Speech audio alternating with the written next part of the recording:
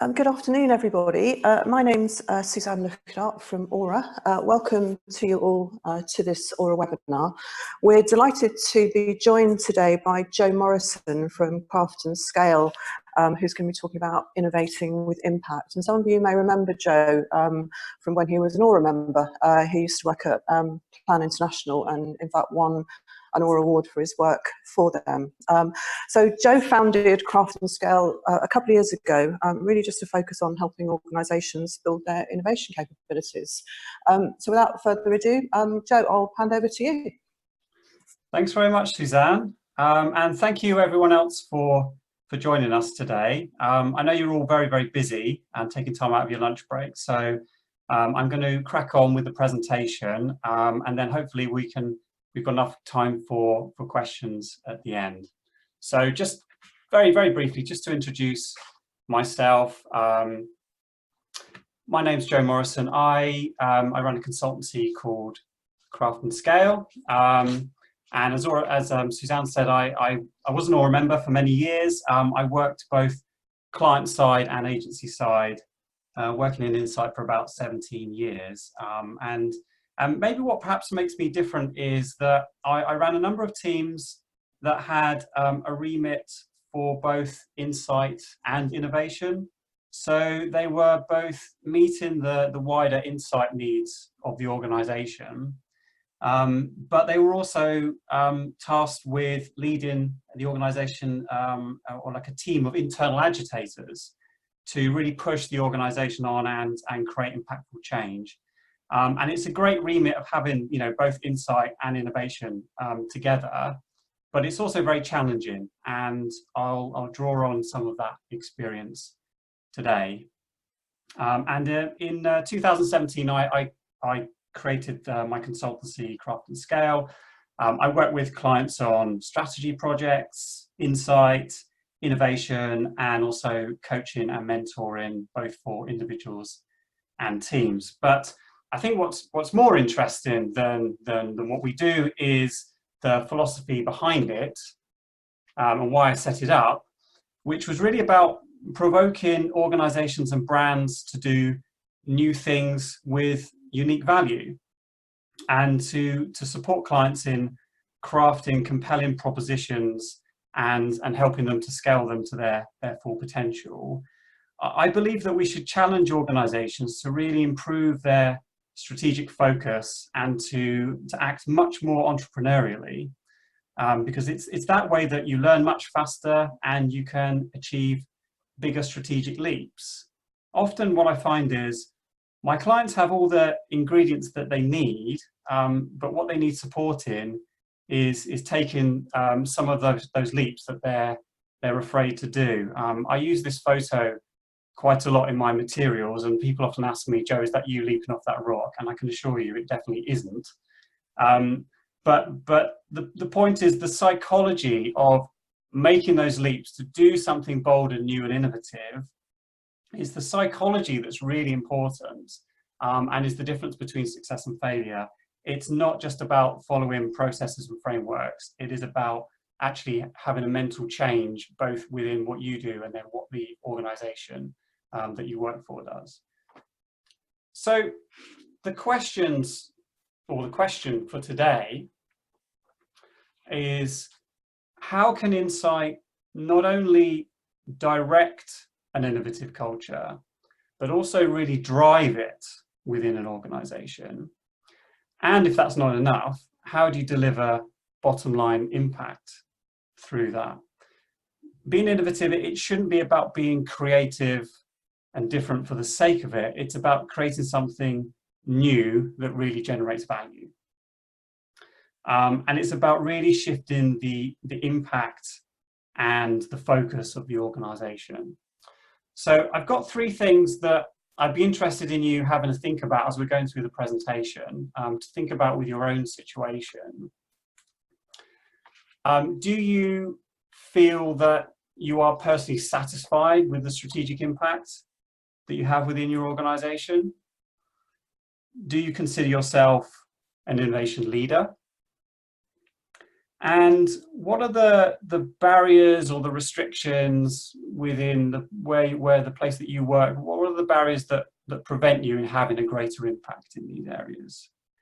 And so have a think about those things. And it would be great at the end if any of you would be happy to share any kind of thoughts or comments or questions about this. We will try and come back to them at the end of the presentation. I'd love to get people's perspectives and reflections on it. I can also be contacted afterwards if we don't have time in the webinar to get to everybody's points. Then I'm more than happy to come back to those. So just have a think about your own personal situation. My philosophy is that any organization can disrupt themselves and indeed the sector that they work in by using an insight-led and action-orientated approach.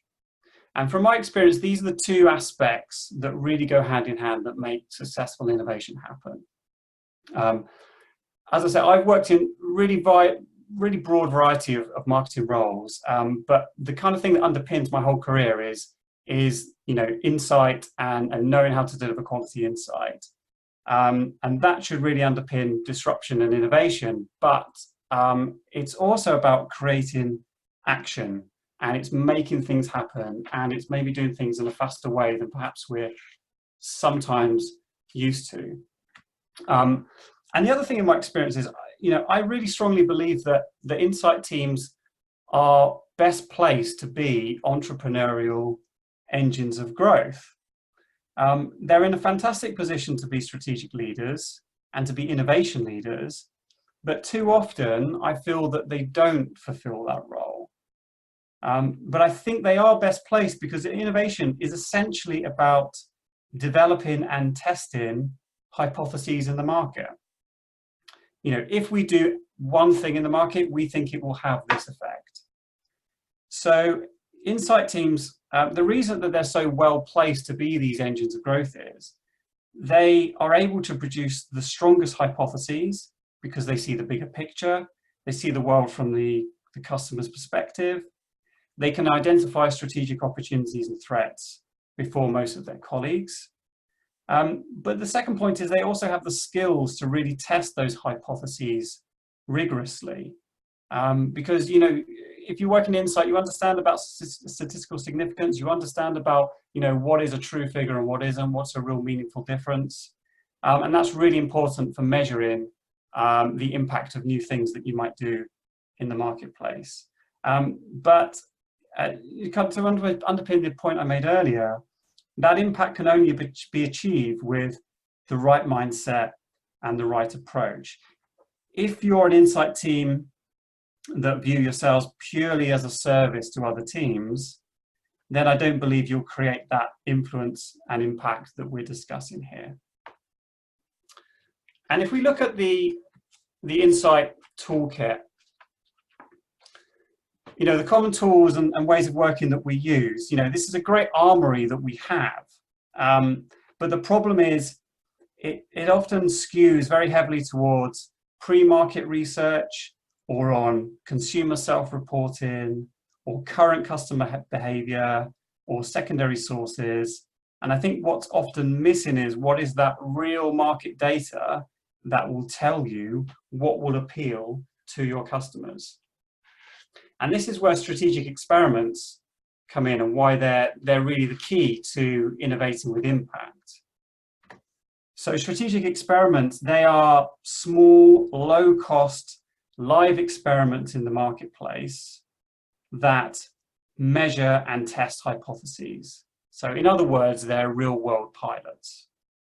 And if you're familiar with startup culture or literature about entrepreneurialism, as in being an internal entrepreneur within your organization, they talk a lot about strategic experiments, and what you're measuring is, if you try something and put it out there into the real world, the difference between what you think will happen before the test and what is measured during that test is the strategic knowledge that is generated.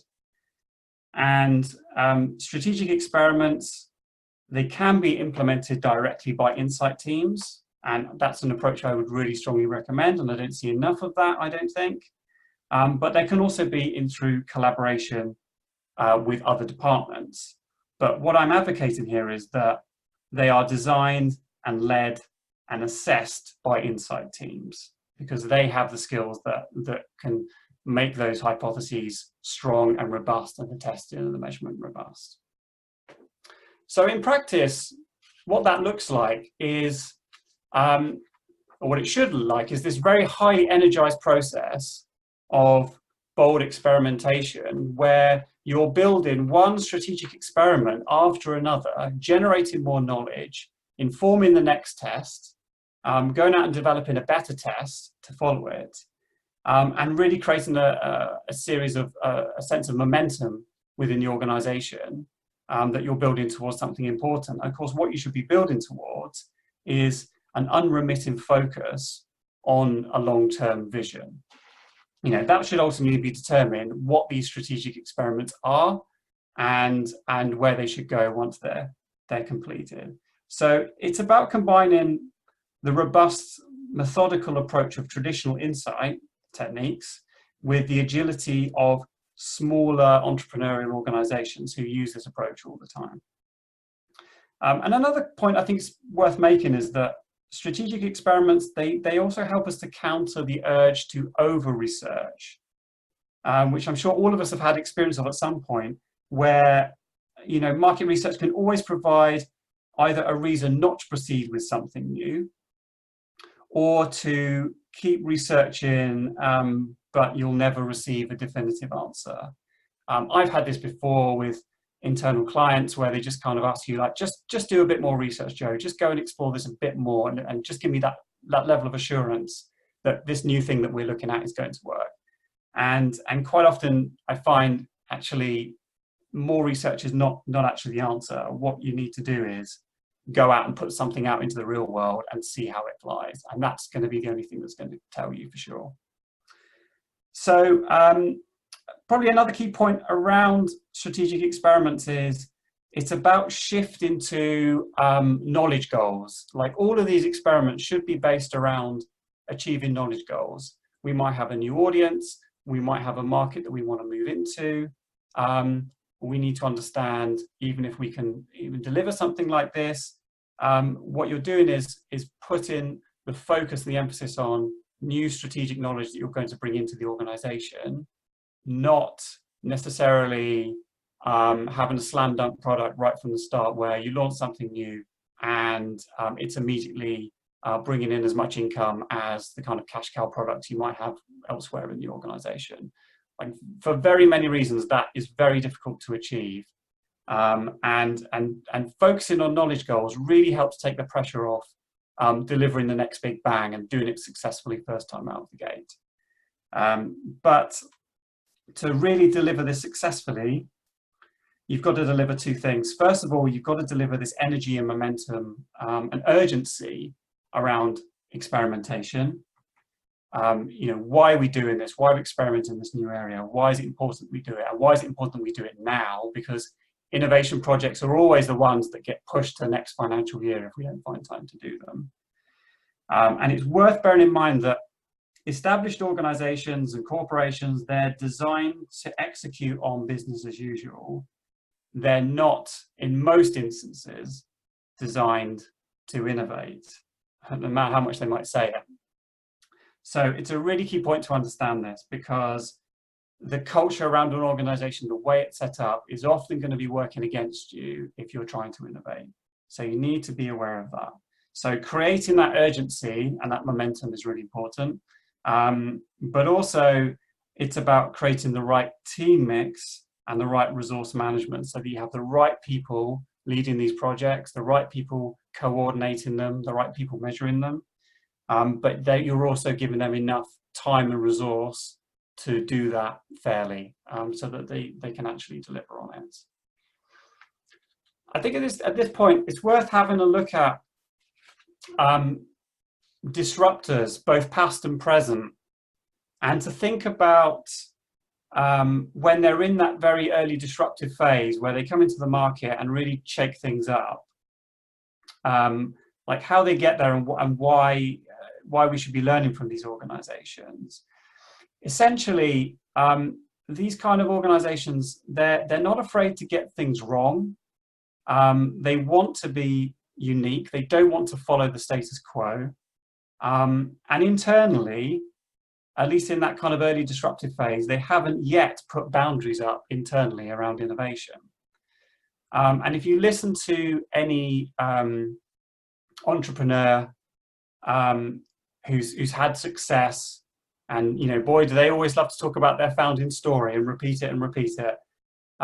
What you'll always find is they'll always tell you the tale about, we were really, really struggling in the early days. We couldn't get our best laid plans to work. And then we had one pocket of money left, and it was the last chance for us. And we put it into this new thing we were trying out. And that's where all our success spun out from. And really, the story behind these organizations is they're all about trying to discover a business model. And they will experiment and they will test and try things until they find the right formula that works. It's important to say that the point isn't that these companies are perfect, because we know they're not. They're there to disrupt, and they often really push the boundaries. And we've seen with Uber, for example, on regulation, has really kind of overstepped the mark a few times. WeWork's currently going through a really big problem around its IPO. So it's not that these organizations are perfect and we should emulate them, but I think what we need to do is to learn how they really put the customer at the heart. And what they all do is they create compelling propositions that customers are drawn to. And I think if you contrast that with more established organizations, they're often trying to innovate in a way that fits the organization rather than fit in with the customer or the consumer. So it's about, how do you create those circumstances within your own organization that you're not held back, that you can put the most compelling propositions out there, you can be that little bit bolder than you traditionally would be, and that you're not held back from doing that, and you just get to a point where you can put these things in front of real people, rather than kind of watering them down, which is often what happens. And as I said before, established players, they're expected to deliver results quickly on innovation that matches the performance of their existing products and services, and that's why innovation is often too safe, because the sales team and everyone else is saying, come on, like, what, why are we putting money into this thing that just keeps failing? Why, when you could be putting more money into stuff we know works. But we do know that there are organizations that overcome this. And if we think about the brands on the screen at the moment, they have shown that these problems of internal culture can be overcome, that you can reinvent yourself through innovation. If we look at these organizations, they've all had many failures. Some have even had quite significant slumps.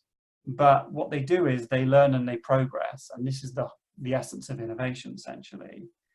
They focus significant time and resource and research, and importantly action, into the next brand positioning, the next business model.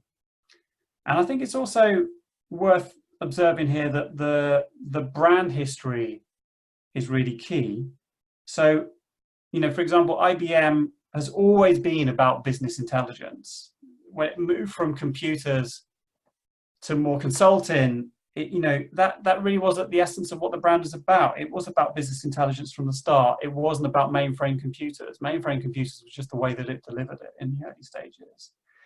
The Guardian is a fascinating case study to look at the moment. I've spoken to people there and how they remodeled it, and how it's now breaking even and starting to make profit in a time that's really difficult for newspapers. It's always been a liberal badge of identity. It once was a newspaper exclusively, and now it's more of a membership organization. And that has taken a lot of bravery and experimentation and hard work to get them that point, which has really bucked, a very difficult market. So it's really key that we learn from action and that we try new things, we measure them, we fail, we adapt, and importantly, we persist. I'm a great believer in aiming for bold improvement and really pushing your organization to do something more than they normally would do and to take it out of its comfort zone. And Insight should be telling you if that new bold improvement or that new proposition is worth pursuing and if it might be possible. And to complement that, strategic experiments are the way to understand, is it even possible to deliver this profitably? And what is the true value of this new offer that we have? So what they're doing is they're telling you, is this a valid exercise? This is a valid way, strategic way forward. And it also can set the benchmarks. If you put that new service out there, you understand, you understand a lot more about what's involved in terms of delivering it. And you understand, you can set some benchmarks for further improvement for the future.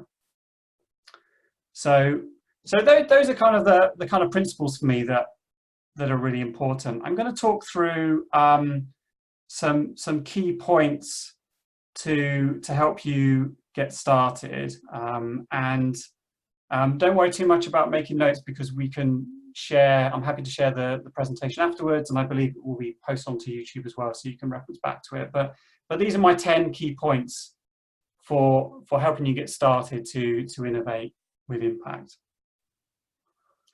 So first of all, it's about giving yourself regular time to think and also dedicating meaningful resource to exploratory work. So one of the most common barriers that I come across with my clients is about inadequate time to think and actually pursue exploratory work. I can't emphasize enough how much this is really overlooked. If you as insight leads can't dedicate serious time to thinking and exploring around the future of your organization, then either nobody else will, or nobody else will do it so thoroughly as you. So it's really important that you carve out that time because, as I say, innovation projects are always the things that just get bumped because we've all got lots of pressures to juggle with business as usual, and we're all expected to do more with less, etc., etc. So you can't even get started if you don't give yourself that real time to think for yourself about where you should be innovating and how you're going to actually deliver it. I think it's important to test a range of safe and bold ideas. This is important for two reasons. One, from a practical standpoint, you're giving yourself a good spread, you're spreading your bets. So you're using that very precious resource on things that maybe have a good chance of getting through and are quite easy to execute, but you're also pushing your organization in terms of thinking much more bolder and much more future focused. So from a practical point of view, that's a good thing to do, but it's also very good from a political point of view as well, because the kind of safer and easier ones help give you the headspace and they give you the buy-in that will enable you to push the boundaries a bit more with something bolder. And it's also really important to think about not asking for permission where you don't need to. So, if I would see it for an insight lead, this is your job. Conducting strategic experiments is just insight by another means. And that should be part of your wider remit of pushing the organization forward strategically and exploring what the future looks like. So you don't ask for permission unless you absolutely have to. Try and get things happening as fast and quick as you can. And set that expectation of swift and regular action in the marketplace. That's how you learn quickly. That's how you create momentum. That's how you overcome the problem of over-researching and overthinking things. At some point, you've just got to put something out there and see if it flies. And once you do that, you won't get everything right, but you will have learned an awful lot more So, so that's really important. As mentioned before, be accountable for generating knowledge. It's unrealistic in almost all circumstances for new innovations to meet really sky-high performance goals unless they're really invested heavily in by the organization with the full brand backing and everything. It's very difficult. If you're doing small and lean experiments, then you can't match products and services that have been running for 20 or 30 years. So it's important that you shift the expectation to around knowledge goals, and this is what we're going to learn from this. We're going to learn about all the logistics involved in delivery. We're going to set benchmarks on performance. We're going to understand the costing. We're going to understand how much customer appeal there is, all of these things. This is where you can avoid that trap of being expected to reinvent the whole company overnight. And kind of linked to that, keep experiments lean and imperfect, because that's exactly what disruptors do. They can't afford to outsource everything. They can't afford to throw huge budget at things. And perfecting and over polishing, that is a classic mistake that big established organizations and brands do when faced with a kind of small upstart competitor or disruptor. They will often polish their proposition to an nth degree, whereas the small disruptor is just getting on, learning directly from customers. So keep it lean, and also the lean process, stops you taking too much risk. It stops you betting the farm on something new. If you're not spending lots of money, then the risk level for the organization goes down, which really helps you out as an innovator. And related to that, I really strongly encourage people to do as much of the work themselves, and really push yourself to think, actually, do we need to outsource this to an agency? Like, can we do it ourselves? Does it need to be, if we're going to do this quickly and leanly, like, how can we get this off the ground much faster and learn much quicker with far less cost attached to the project? So I really strongly advocate getting involved with things and pushing yourself out of your own comfort zone, taking on things that you might normally not do, but going out there, because you will learn so much more from doing it yourself. And this is why successful startups work well, because they have to do it themselves, and therefore they learn about all elements of their organization and business and their market. Embrace and prepare for uncertainty. I find myself talking about this more and more in innovation, about the psychology behind it, and preparing yourself for the emotions you'll feel as you experiment with something new, as you pitch that to colleagues, as you fail and don't get everything right, and how you feel about that and how your colleagues feel about that. How do you cajole them to support your initiative? How you get them to partner with you? Like, all of these, it's quite psychologically taxing. And it will do this again and again and again through an innovation project or a new strategic initiative. You need to prepare yourself for that, and you need to prepare the team and the partners you're working with for that. Because it can feel like quite a big shift, particularly for colleagues who are used to doing their business as usual, hitting their targets, getting the champagne to celebrate at end of year if they meet their targets. Innovation is a lot about failure and not getting everything right, and then knowing how to present that to the rest of the organization and to keep momentum going. So prepare yourself for that, and think about the team as well, because you want people who are leading these projects in particular. It's very important that they have the mentality to deal with uncertainties, and a lot of people do struggle with that, with knowing how to go into a new area and not quite know what's going to come out at the end of it. It's a really important attribute to look for when team building. It doesn't mean that everyone on an innovation project has to have that mindset, but it does mean that the key people who are really steering it through have that quality, that they've got a kind of certain level of maturity to know, okay, this doesn't quite work, how do we pivot from here? And just lastly, I would say invest time in communications and relationships. Every organization has its own unique circumstances. Be savvy about how do you get the buy-in, who do you partner with, how do you get the resources you need, but also like how that works successfully is you target key relationships in your organization who are going to make change and new things happen. And to do that, you need to really think from the start about your kind of influencing strategy. How are you going to get people interested? Who are going to be the potential blockers? And really target them to get them on side earlier on, because it will save you a lot of problems further down the line.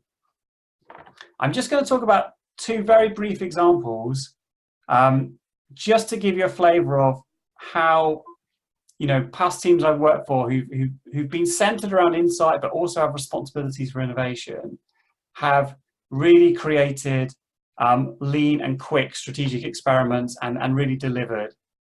So one of the examples, if you see the darker screens there, they're from a very innovative cinema ad that we did at Plan International, working with Picture House Cinemas. We've never done anything before in the cinema space, and we had this campaign, and we wanted to test cinema as a response channel, and essentially we conceived the execution, we scripted it, we produced it with some very small scale, low cost freelance support, and we launched it into cinemas, and we did that all from start to finish within 2 months. And it was a fantastic experiment, gave us a lot of insight.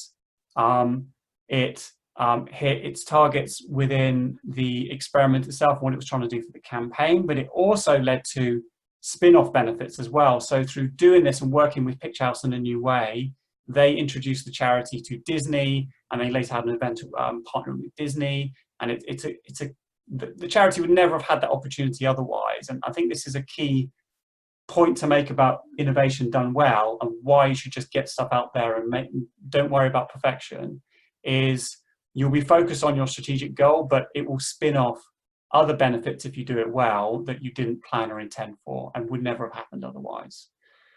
Similarly, in the bottom right is an example of some digital child sponsorship that we created. So we created a platform that, again, this was very, very low cost. We created a platform that enabled child sponsors in the UK to communicate, photos and videos and digitally with their sponsored child in Brazil. Hugely complex project.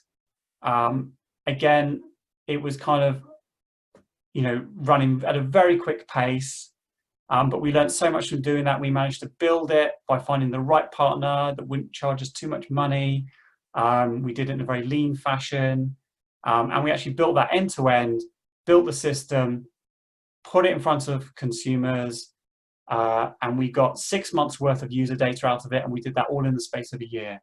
And again, not only did it generate knowledge on child sponsorship specifically, but it also spun out other benefits. We generated a different mobile-based proposition from this work, which is currently generating significant money for Plan at the moment. So,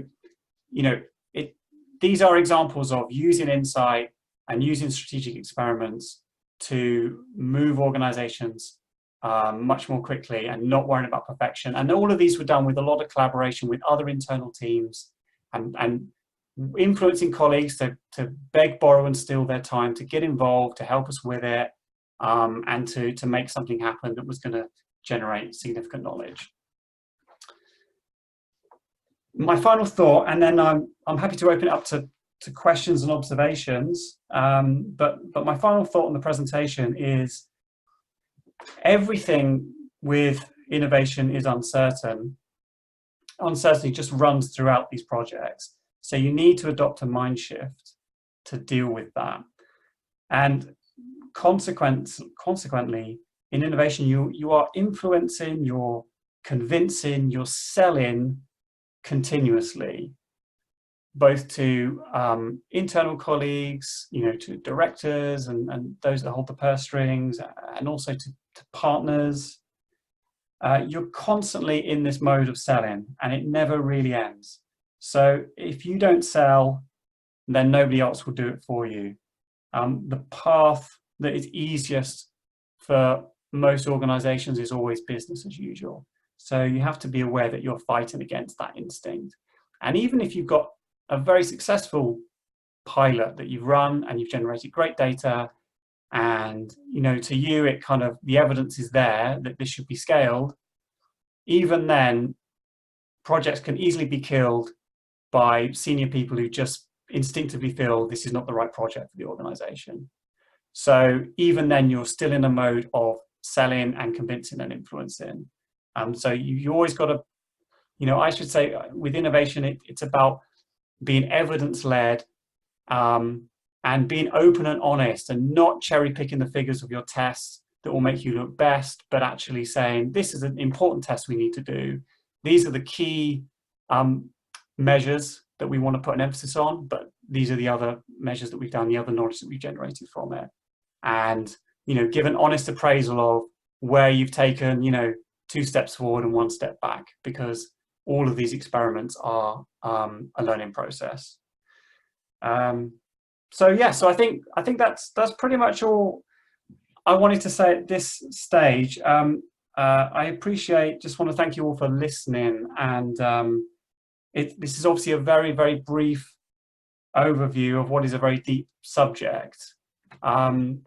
But I'd be happy to take any questions, or if people want to share reflections on what I've said. If you want to share some thoughts on some of the thought provokers I put out at the start about your own personal satisfaction with strategic impact at your organization, do you consider yourself an innovation leader or not? And what the barriers that you experience. I'd be happy for people to share those thoughts as well, and I can either respond to them here or later one-to-one with anybody. But thank you. I'll hand you back to Suzanne. Thank you, Joe. That was great. Some really great thoughts there, and some really practical tips, which I'm sure will inspire people who work in this area to go off and do some things differently.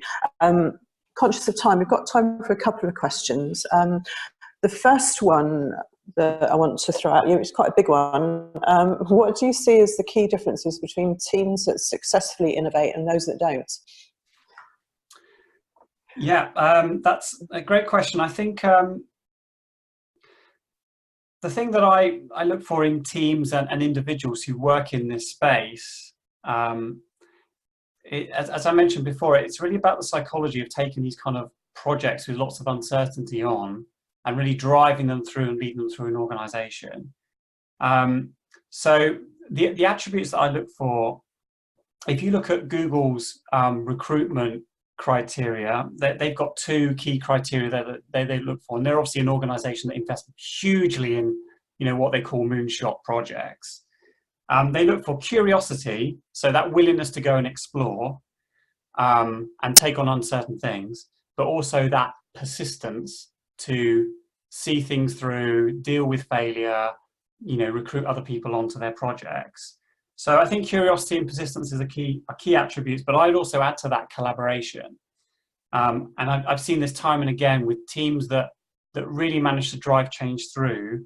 They're always able to cajole and influence and get other people excited and working on their projects. But they're also able to listen. So when you put out quite a challenging new idea or proposition, you can expect you're going to get challenged from people working on the business as usual. And the people in the teams that do this well, they really listen to people's doubts and concerns, because often they will have very legitimate issues that you should build into the design of your project.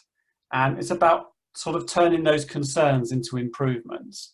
So yeah, good collaboration mixed with curiosity, but probably above all is that persistence, because you are just going to continuously face challenge, and you need to persist through that, and you need to see where where do you persist through challenges from colleagues? Like, where have you actually got to say, look, if we don't work in this area, you know, long term, we're not going to progress as an organisation.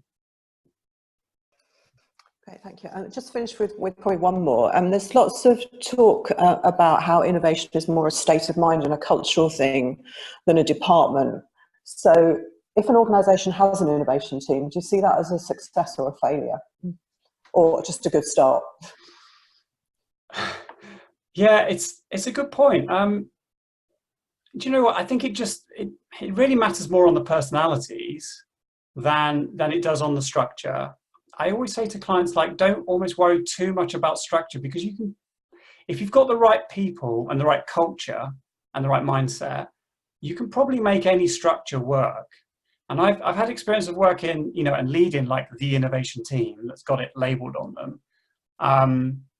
But also working in organizations where you don't have that. And I think it's either way can work. What's important is it's having people who can collaborate.